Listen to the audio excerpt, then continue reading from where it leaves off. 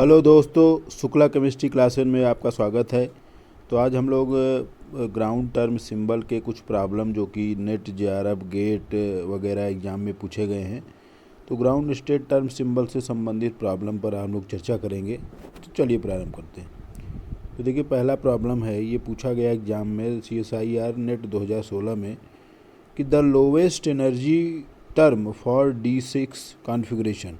Lowest energy का मतलब जो स्टेबल इसका टर्म सिंबल है। तो D6 के लिए देखिए, ये D के 5 ऑर्बिटल होते हैं और ये देखिए +2 +1 0 -1 -2। अब D6 में 6 इलेक्ट्रॉन है, तो देखिए 1 2 इसको हम 6 इलेक्ट्रॉन को हमने इसको फिलअप कर दिया है। तो L का मान जो होता है वो निकाला जाता है। देखिए 2 इलेक्ट्रॉन इसमें है तो +2 2 बार, फिर इसमें 1 इलेक्ट्रॉन है तो +1, फिर 0 प्लस -1 -2। तो L का मान जो है ये मान जो दिया गया है इसको सम करके जोड़ करके निकाला जाता है। तो देखिए ये जो -2 ये +2 कट जाएगा, -1 +1 कट जाएगा, 2 बचेगा। तो 0 0 1 2 3 4 इसके लिए L का मान जो होता है, मतलब L का मान जो है 0 1 2 3, तो इसके लिए जो SPDFGH 5 तक आप जान दिए। तो देखिए D का मान जो L का मान 2 आया है, तो L का मान अगर 2 आया है तो इसका जो टर्म सिंबल होगा ये D होगा। तो आप देखिए ये D होगा। अब S का मान अगर हम निकालें तो ये एक दूसरे के मतलब स्पिन है और ये एंटी स्पिन है, तो ये 0 हो जाएगा। लेकिन ये जो 1/2 4 इलेक्ट्रॉन है, तो इनको हम जोड़ेंगे। देखिए तो ये एक ठो कट जाएंगे, लेकिन 4/2 आएगा, क्योंकि 4 इलेक्ट्रॉन को जोड़ोगे तो 2 आएगा। अब हम लोग को स्पिन मल्टीप्लिसिटी निकाला जाता है। जैसे D आपका आ गया तो स्पिन मल्टीप्लिसिटी होता है 2s + 1। तो s का मान आप देखिए 2 आया है, तो 2 × 2 + 1, तो ये आ जाएगा 5। तो स्पिन मल्टीप्लिसिटी 5 आ गया, तो D के ऊपर ये 5 हो गया। तो इसका देखिए जो सही आंसर है वो दूसरा वाला है, अर्थात D5। तो ये CSIR नेट के एग्ज़ाम में पूछा गया है। तो आप देख सकते हैं यहाँ L का मान दिया है 0 1 2 3 4 5 6। तो यस PD तो 2 आया था, इसीलिए हम इसको D ले लिए। यस का मान जो उसमें ये जो आपका ये इलेक्ट्रॉन भरा जाता है, तो इसको हुंड के नियम के अनुसार फिर इसको एंटी क्लॉकवाइज। तो जब इलेक्ट्रॉन एक ही ऑर्बिटल में क्लॉकवाइज एंटी क्लॉकवाइज दोनों होते हैं तो प्लस माइनस से 0 हो जाते हैं। और ये 4 है तो ये 4/2 4/2 बराबर 2 आ जाएगा, तो 2 आ गया ये। तो इसका सही आंसर दूसरा वाला है। तो नेक्स्ट चलिए देखते हैं। तो नेक्स्ट देखिए ये क्वेश्चन है कि CrCN64- का ग्राउंड स्टेट टर्म आपको निकालना है। तो जब ये स्ट्रॉन्ग लिगेंड होता है, तो अब देखिए ये जो D के ऑर्बिटल स्प्लिट हुए हैं, तो T2G हमेशा नीचे जाता है, G ऊपर रहता है। तो अगर हम इस इलेक्ट्रॉन को भरें, ये जो क्रोमियम का होता है D5S1 होता है। तो ये देखिए इसका ऑक्सीडेशन स्टेट Cr+2 आ रहा है, तो 4 इलेक्ट्रॉन बचेगा, D4 आएगा। तो D4 के कारण अब देखिए इसमें जो T2G में 3 ऑर्बिटल हैं, 1 2 3 और 4, ये हुंड के अकॉर्डिंग ऐसे भरना था, लेकिन साइनाइड स्ट्रॉन्ग लिगेंड है, तो ये वाला जो है वो पेयरिंग कर जाएगा, नीचे आ गया है। तो जब नीचे आ गया तो L का मान देखिए, अगर आप देख सकते हैं तो ये +2 +2 और +1, तो ये देखिए ये आपका 5 आ जाएगा। L का मान अगर 5 आएगा तो आप देख सकते हैं ये H है, H इसका टर्म सिंबल ऐसे होगा, तो H होगा। और स्पिन मल्टीप्लिसिटी आप देखिए ये क्लॉकवाइज एंटी क्लॉकवाइज ये तो 0 हो जाएगा, लेकिन जो 2 हैं ये S का मान 1/2 जोड़ेंगे तो ये 1 आ जाएगा। और जब S का मान 1 आ जाएगा तो स्पिन मल्टीप्लिसिटी निकालेंगे आप, 2 × 1 + 1 बराबर 3 आ जाएगा।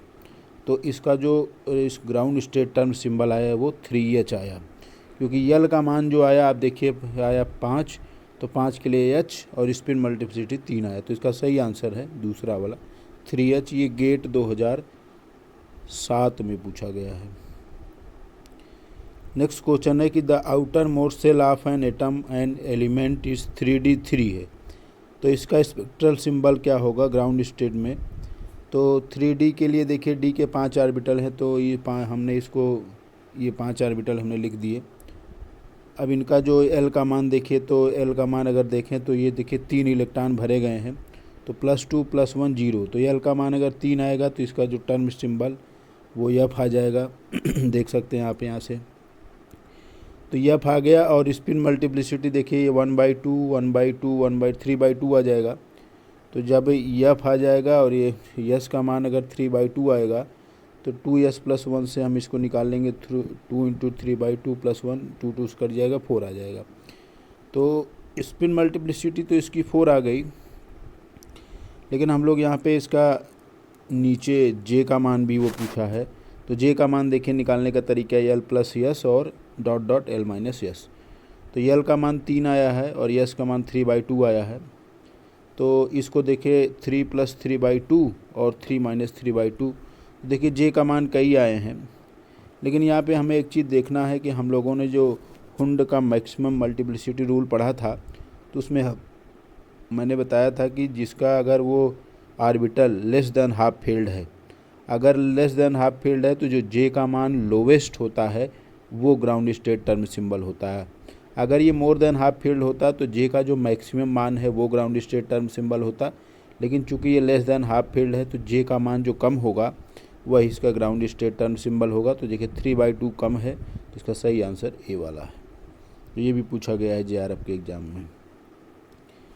नेक्स्ट क्वेश्चन जो गेट 2007 में पूछा गया है कि ground state term for vanadium +3।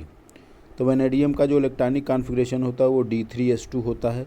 तो 3 घट जाएगा तो D2 आ जाएगा। अब D2 के लिए देखिए ये D के आर्बिटल जो है +2 + 1, तो 2 इलेक्ट्रॉन के लिए L का मान आप 3 आएगा। 3 आएगा तो ये F होगा। और स्पिन मल्टीप्लिसिटी निकालेंगे तो देखिए ये 2 इलेक्ट्रॉन है तो +2 + 2 ये 1 हो जाएगा। स्पिन मल्टीप्लिसिटी में रखेंगे 3 आ जाएगा। तो इसका जो ग्राउंड स्टेट टर्म सिंबल है वो 3F आएगा। तो इसका सही आंसर ए वाला है। तो देखिए एक ट्रिक भी है कि जो D1 होता है, मतलब जिसका इलेक्ट्रॉनिक कॉन्फ़िगरेशन D1 है और 10 में से घटाएंगे 9, तो D1 और D9 का जो ग्राउंड स्टेट टर्म सिंबल आता है वो 2D ही आता है। आप इसको कैलकुलेट करके देख सकते हैं। D2 का 10 में 60 गए तो D8 का 3F आता है, ये आप याद कर लीजिए। D3 और उसका उल्टा मतलब 10 में से घटाएंगे तो 4F आएगा। D4 और D6 का 5D ground state term symbol होता है, ये ट्रिक है। और D5 का S के ऊपर 6 स्पिन मल्टीप्लिसिटी 6 होता है, ये ग्राउंड स्टेट टर्म सिंबल है। तो D1 D9 का 2D होता है, D2 D8 का 3F होता है, D3 D7 का 4F होता है, D4 D6 का 5D होता है और D5 का 6S होता है। आपने भी देखा कि D2 का आप निकाले थे ना, तो D2 का आप देखिए ये 3F आया था।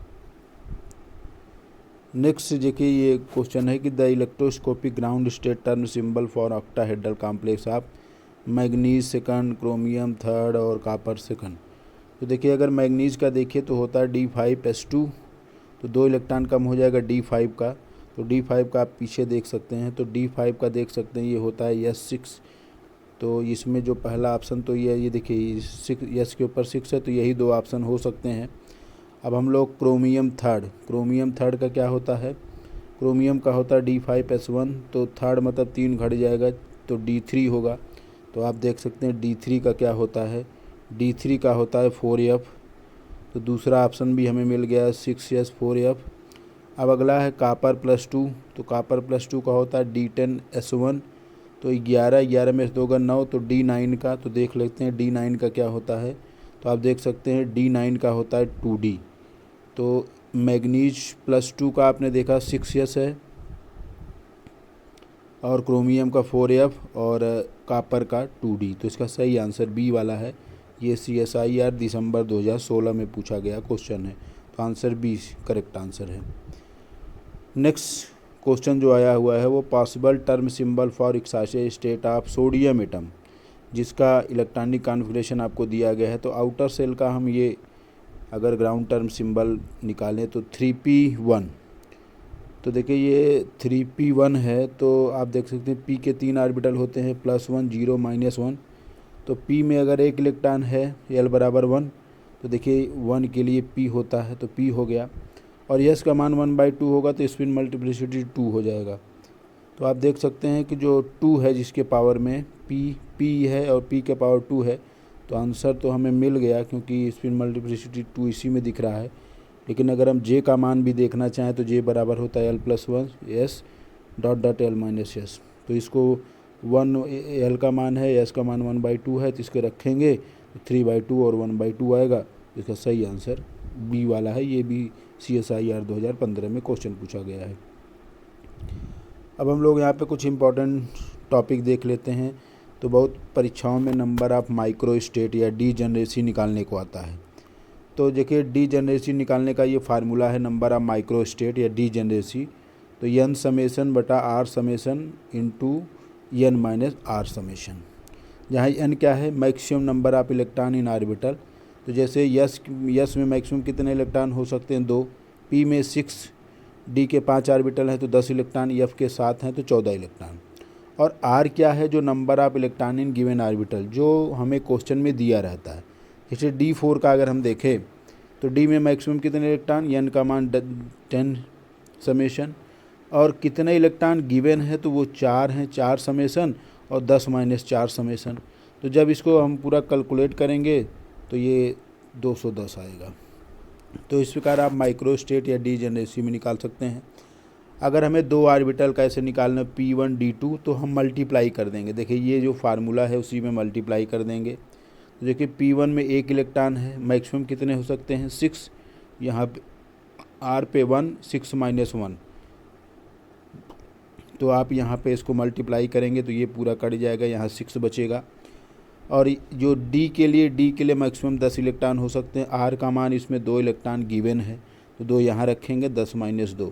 तो इसको पूरा कैलकुलेट करेंगे, तो जब इसको पूरा कैलकुलेट करेंगे तो दोनों को मल्टीप्लाई करेंगे तो 270 आएगा। तो P1 D2 का टोटल नंबर माइक्रो स्टेट या डीजेनरेसी जो है वो आपका इसमें 210 आएगा D4 के लिए, और P1 D2 के लिए 270 आएगा।